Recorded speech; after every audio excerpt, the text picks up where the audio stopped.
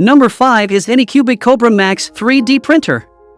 The Anycubic Kobra Max 3D Printer is one of today's most innovative and versatile 3D printers.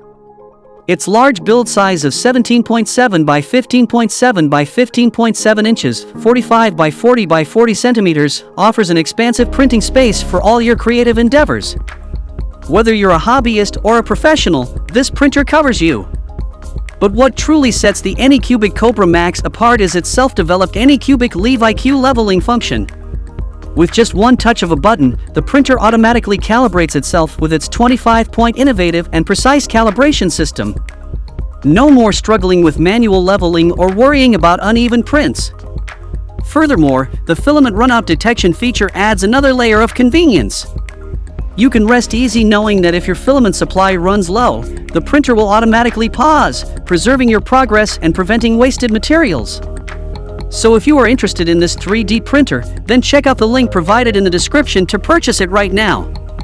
That's all from us in today's video. We hope you enjoyed this overview of the best 3D printers.